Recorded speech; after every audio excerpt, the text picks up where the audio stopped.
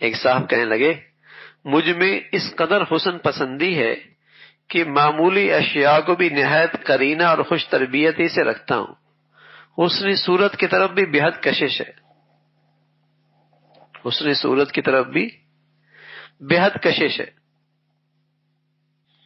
تو حضرت فرمانے لگے بعضہ خیر فاشکروا علیہا.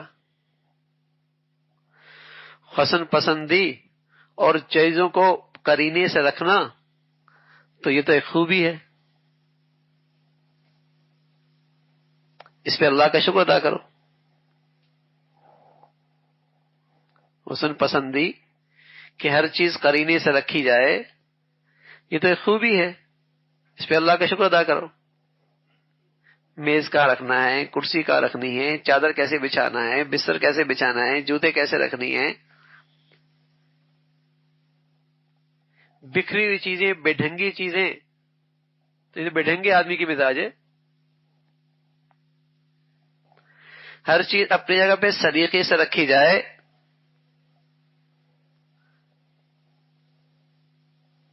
یہ تو اچھی خوبی ہے.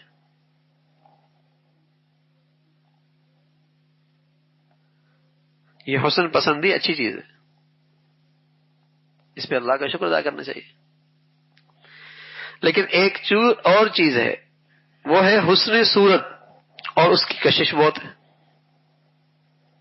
تو اس پر حضرت نے فرمایا اس پہ صبر کر لو، اس پہ صبر کر لو.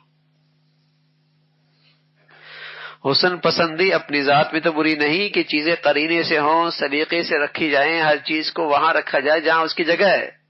یہ خود حسن پسندی اچھی بات ہے، اس پہ اللہ کا شکر ادا. تو بھائی سلوار جہاں پہننی وہیں پہنے نا، ٹوپی جہاں رکھنی وہاں رکھے. اب سلوار وہاں رکھ جہاں ٹوپی رکھ رہا ہے، پاگل ہوگا نا. تو ایسی حسن پسندی تو اچھی چیز ہے کہ ہر چیز سلیقے سے رکھی جائے، دسترخوان پر بھی، گھر میں بھی، کمرے میں بھی. ٹھیک ہے نا، یہ اچھی چیز ہے. لیکن حسن صورت یہ فتنے میں مبتلا کر دیتی ہے، یہ فتنے میں مبتلا کر دیتی ہے. اس پر حضرت نے فرمایا کہ بعض خیر فاشکروا علیہا وبعض شر فاصبروا عنہا، ای غض البصر، اس سے اپنی نگاہوں کو جھکا لو، فتنے میں پڑ جاؤ گے، فتنے میں پڑ جاؤ گے. پہلے آنکھیں آزاد ہوتی ہیں، قابو میں رہتی، پھر دل گندا ہوتا ہے، پھر وہ خراب ہوتا ہے. اللہ حفاظت فرمائے. اور دونوں ہی چیزیں بے قابو ہو جائیں تو پھر تیسری چیز کبھی محفوظ نہیں رہتی. جس کی حفاظت پر اللہ کے نبی نے جنت کی بشارت دی ہے، پھر اس کی حفاظت نہیں رہتی، شرمگاہ کی حفاظت نہیں رہتی.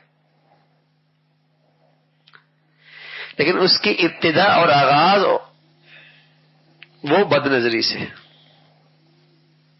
اس میں بے احتیاطی ہوئی، اس میں بے احتیاطی ہوئی.